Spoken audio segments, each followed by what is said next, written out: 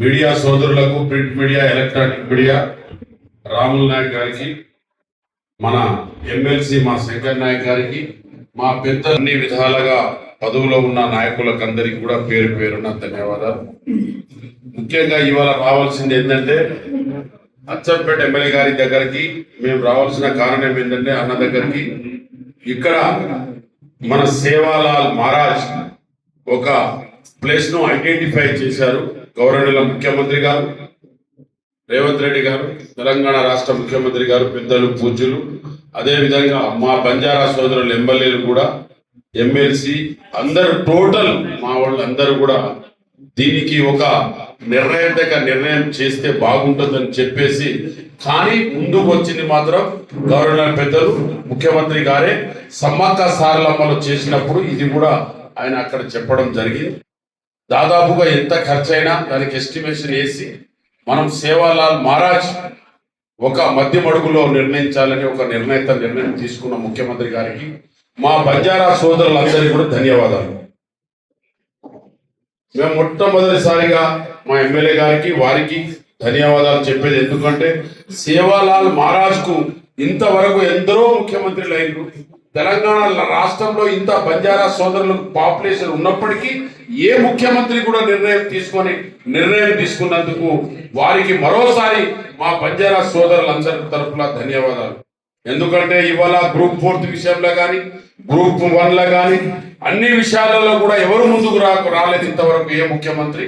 ఈ ముఖ్యమంత్రి వచ్చి కాస్మెటిక్ ఛార్జ్, మెస్ ఛార్జెస్లు, ఇంద్రమ్మ ఇళ్ళు, అదేవిధంగా రైసు, ఇవన్నీ చెప్పుకుంటా మాకు ఇలా కరెంట్ ఫ్రీ, ఇవన్నీ కూడా ముఖ్యమంత్రి చేస్తూ ఇవాళ సేవాలాల్ మహారాజ్ కు ప్రత్యేకత ఒక శ్రద్ధ తీసుకొని చేసినందుకు మధ్యమడుగులో కట్టాలి ఎట్టి పరిస్థితులు అని చెప్పి 20 ఎకరాల భూమిని కేటాయించి ఇచ్చినందుకు ముఖ్యమంత్రికి మరోసారి ధన్యవాదాలు. అదేవిధంగా సమ్మక్క సారలమ్మలో ఏ విధంగా చేశారో మోహన్ లాల్ నాయక్ గారు కానీ, ఇంకా రెడ్డి గారు శివనాగిరెడ్డి గారు, వాళ్ళు సమ్మక్క సారలమ్మ డిజైనర్ ఎలా చేశారో ఆ విధంగా గొప్ప డిజైన్ చేసి 20 ఎకరాల్లో ఎంత ఖర్చైనా పర్వాలేదని ఎస్టిమేషన్ వేసిన ప్రకారంగా తప్పకుండా ఖర్చు చేసి గౌరవనీయుల ముఖ్యమంత్రి చేస్తున్నందుకు మా బంజారా సోదరులు తెలంగాణ కాకుండా భారతదేశంలో కూడా మాది ఒకటే భాష, ఒకటే ఏ స్టేట్ లో పోయినా మాది ఒకటే భాష. ఏ జిల్లాలే కాదు, ఏ స్టేట్ లో పోయినా. యూరోప్ లో కూడా మేము 3% ఉన్నాం. పాకిస్తాన్ కు నేను మొన్న కూడా పోయి వచ్చినాం. పాకిస్తాన్ లో కూడా మేము 3% ఉన్నాం బంజారా సోదరులు. ఇది కూడా పంజాబ్ పక్కనే కాబట్టి ఎన్నో గుజరాత్ కు మొన్న పోతే గుజరాత్ లో కూడా నాకు ఇన్ఛార్జ్ ఇస్తే నేను అక్కడ పోతే అక్కడ కూడా మా వాళ్ళు చాలా మంది ఉన్నారు.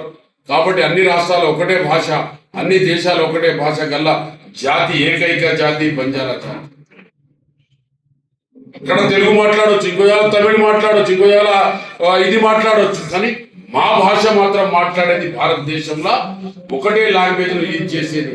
మొన్న కూడా నేను పార్లమెంట్ లో మాట్లాడిన హాతీరామ్ బావాజీ గురించి, అదేవిధంగా 8th షెడ్యూల్లో కలపాలని మాట్లాడినాం. ఈ గౌరవనీయుల ముఖ్యమంత్రి గారు 8th షెడ్యూల్లో మాకు కలిపి ఢిల్లీ కూడా పంపించడం జరిగింది రేవంత్ రెడ్డి గారు.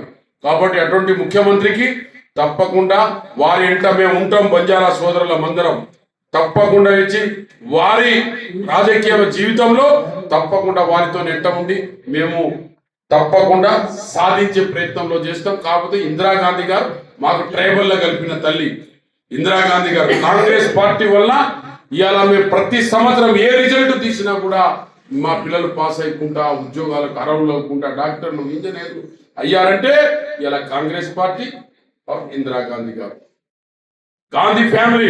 ఇవాళ వాళ్ళ పిల్లలు, మా పిల్లలు ఎవరు పుట్టినా కూడా మేము సోనియాని పెట్టుకుంటున్నాం, లేకపోతే ప్రియాంకని పెట్టుకుంటున్నాం, అబ్బాయి పుడితే రాహుల్ గాంధీ అని పెట్టుకుంటున్నాం, రాజీవ్ గాంధీ అని పెట్టుకుంటాం. ఏకైక జాతి వాళ్ళ కుటుంబానికి మేము పేరు పెట్టుకునే జాతి ఈ బంజారా జాతి భారతదేశంలో. కాబట్టి ఈ జాతికి తప్పకుండా మేము కాంగ్రెస్ పార్టీ రేవంత్ అన్నకు సపోర్ట్ గా ఉండి మేము ముందు నడిపిస్తాం. గౌరవ పెద్దలు మా నాయకులు అందరు ఉన్నారు, వాళ్ళు కూడా ఒక్కొక్క నిమిషం మాట్లాడాలని కోరుకుంటున్నాం.